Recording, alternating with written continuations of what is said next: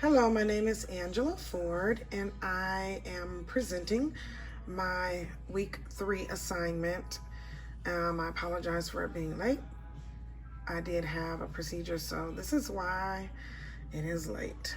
I chose to do it on the Adlerian theory, and I'm sorry I'm at a disadvantage because the Screen-O-Matic wasn't working for me. So I'm having to do this a different way from my phone. So let me go ahead and start this. So what is the Adlerian theory created by Alfred Adler? This theory is a holistic theory of personality, psychopathology, and psychotherapy that was intimately connected to a humanistic philosophy of living. Let us see, who is Alfred Adler? And Alfred Adler stresses the unity of personality, contending that people can only be understood as integrated and complete beings. Adler saw humans as both the creators and the creations of their own lives.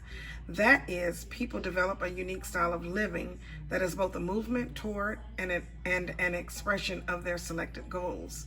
In this sense, we create ourselves rather than merely being shaped by our childhood experiences. Now, although Adler and Freud were on the same page at one point, because Adler was supportive of Freud's theory. However, Adler basically abandoned Freud's theory, and he came up with his own. He did his own research, his own findings, and he came up with his own theory.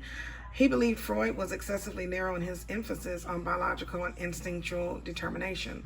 Adler believed that individuals begin to form an approach to life during the first 6 years of life. His focus was on the person's past as perceived in the present and how an individual's interpretation of early events continued to influence that person's present behavior. According to Adler, humans are motivated primarily by social relatedness rather than by sexual urges. Behavior is purposeful and goal-directed, and consciousness more than unconsciousness is the focus of theory.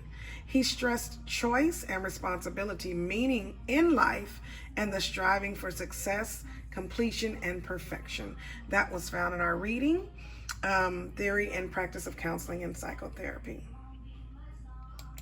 Now, these are just a few examples of how Freud and Adler were different in their theories and how they thought.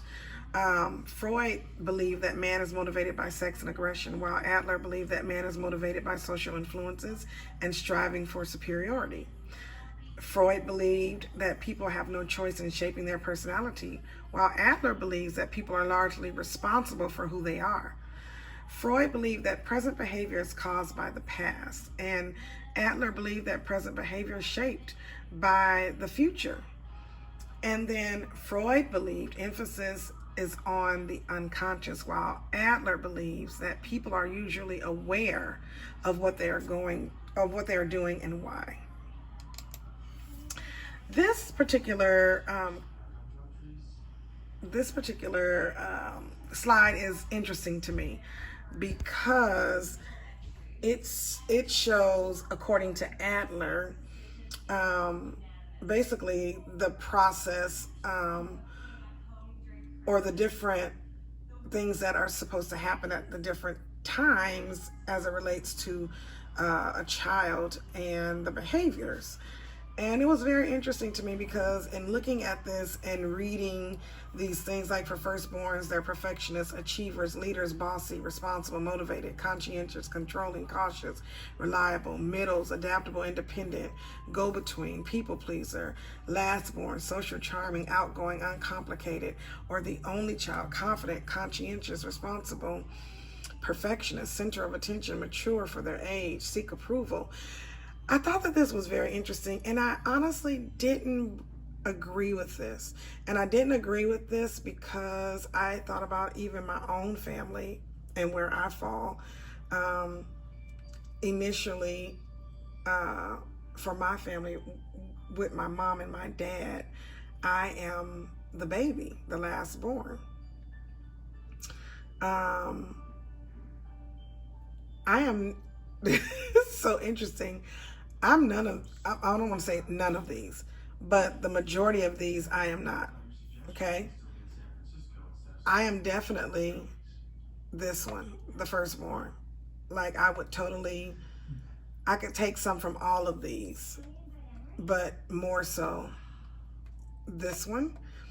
And when I think about several of my friends and their families and where they fall and their siblings, like, and none of my siblings that are like the firstborn, he's not like this. My sister, she's not like this. So, and I could be wrong, but I'm just going by what I know and what I have experienced, according to those that I do know. Okay, so the 4 stages of the Adlerian theory. Stage 1 is engagement. Trust is built between the therapist and the client.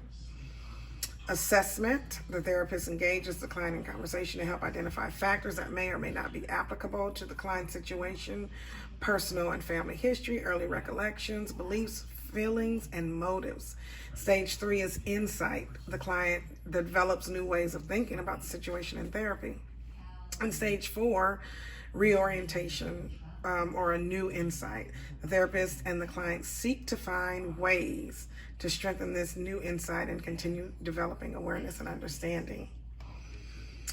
So this, and then this is my reference page. But this, again, this particular theory is very interesting to me.